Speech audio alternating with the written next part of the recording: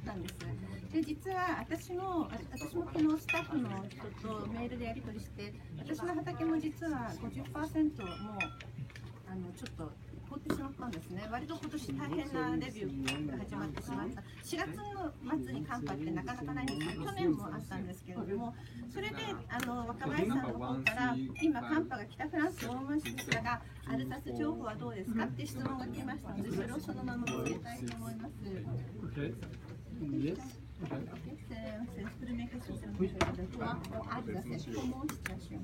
Le français, ok. Donc on a l'Alsace comme le reste du nord de la France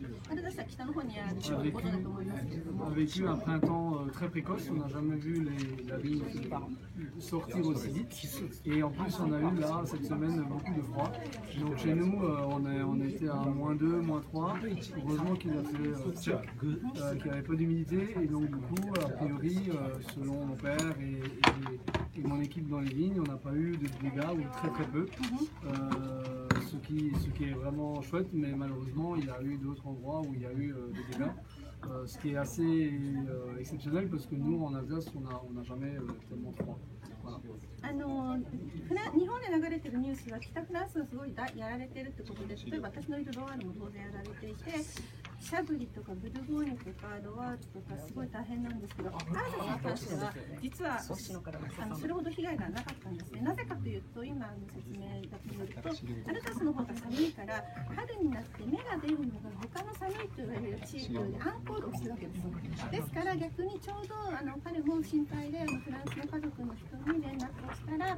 彼の畑はラッキーなことに被害はそれほどちょっとあるんですけど、それほどでもなかったということなんですね。でも正しくは彼がフランスに守護に入って見なきゃいけないんですけれども、そういう意味で今若林さんからの質問はアルザスの情報はどうですかということで、彼の知り得る自分の畑の情報だけなんですけど、当然これから他のアルザスは北から南で長いですからね。だから多分今の感覚から言うと南の方がやられてる可能性があるんですが、でも実は彼これまでから南なんですけどね、わからないんですよ。今でも一応彼のところは寒いがゆえに今回の4月20日ぐらいのことっていうのはアルザスにはプラスに出た、他の地域にはマイナスに出たっていうような感じになります。はい、じゃあ2番目の質問いきます。若林さんから質問は、ワインを作るにあたっていろいろなアクシデントがあると思いますが、保険だったり相互助け合うファンドみたいなものはありますか？Okay.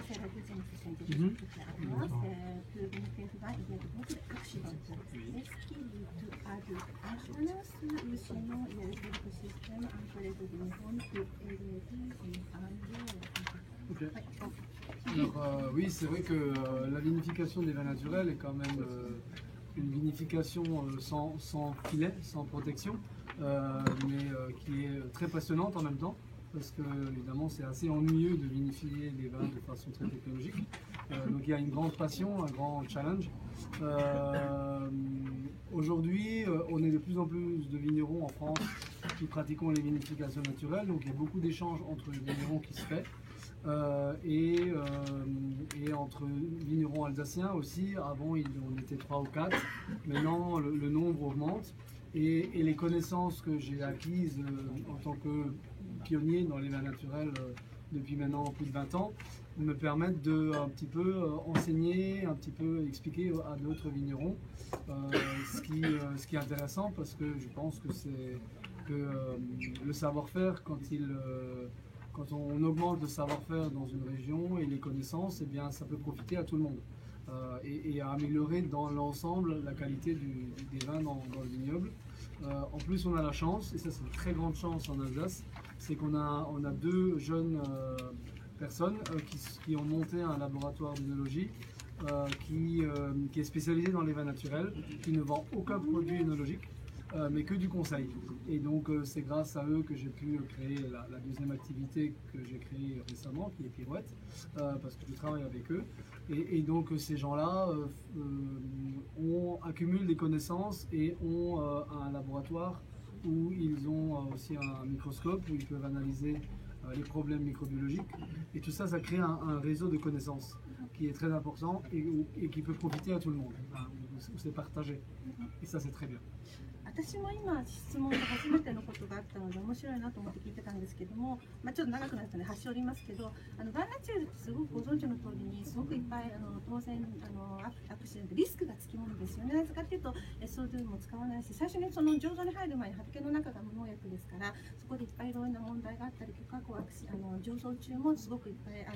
リスクがあるのはもう当然ご存知だと思いますと。それで彼がやっ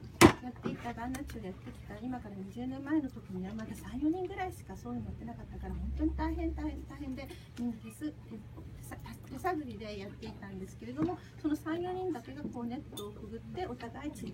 情報交換をしていたような感じだったわけです。ところが最近になってどんどんバイナチュールが流行ることによって、ものすごくその人数が増えていって、もその情報交換が当然種類とスピードが速くなっていくわけですから、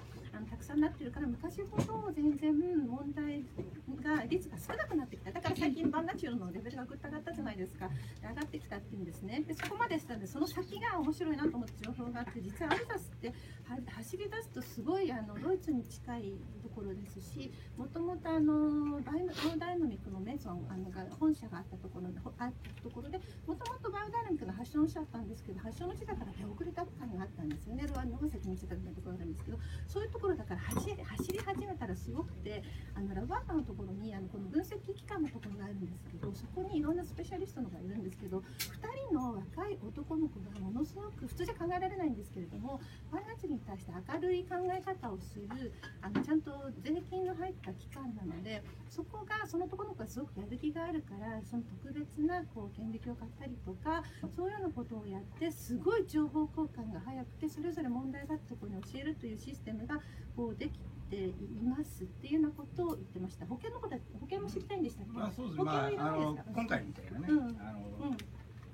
2年連続、去年もひどかったです続いちゃうと、やっぱり農